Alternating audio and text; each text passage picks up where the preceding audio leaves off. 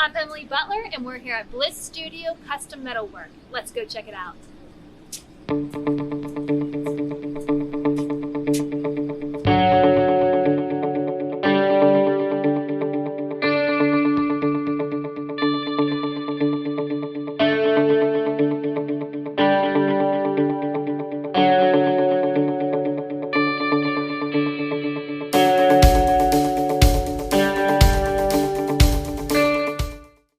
I'm here with artist, blacksmith, and business owner, Jodie Bliss of Bliss Custom Metalwork. Thank you, Jodie, for having us. Yeah, thanks for coming. So can you tell us a little bit about how you got your start? What inspired you to become a blacksmith? Absolutely. So it wasn't really something that I planned. When I was 18 years old, I started out, I was at Western State College in Gunnison, Colorado, and I was making jewelry.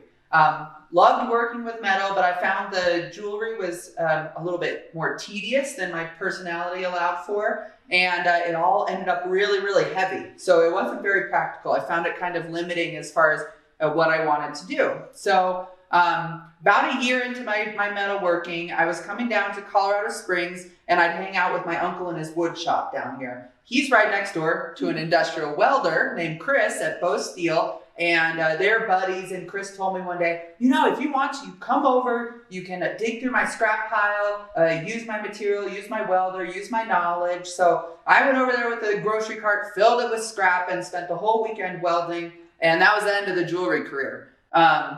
The welding just made a lot more sense to me. Working larger, it's really resilient, a lot less limits to me on what I could make. Was welding through all of this while I'm also experimenting with clay and glass and painting silks, and just really enjoyed learning a lot of different techniques. So all of this philandering I was doing with all of these different mediums just kind of clicked when I figured out that I could heat up metal and move it kind of in the same way as clay. I realized that I could have not only a very resilient material, but that I could move it in organic ways. So that's when I fell in love with it. And about a year after I started working with David, I decided that, well, this is my path. I'm going to give it a go. I came back home to Monument and started my business. So Very nice. Do you have any like signature pieces or fan favorites?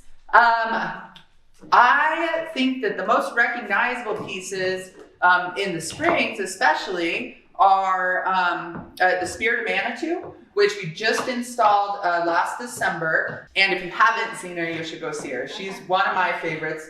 This Path to Vitality is my new favorite piece. I just love everything about her. And then of course the ones at Flying Horse, anybody who lives there probably sees those quite often. Those so are very nice.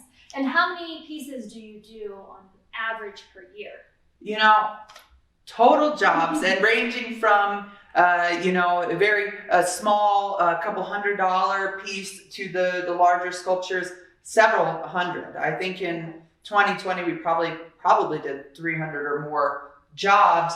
Of course we do railings and gates and fences and architectural and furniture, fire tables. So we also have quite a few of those on the docket. But luckily, I have an awesome team of 7 employees. So and a number of them have been here for a while, and so we have a very nice flow that happens. Everyone kind of fills their niche, and we've gotten to the point where we're very efficient at getting things through. So yeah, a good system. It is.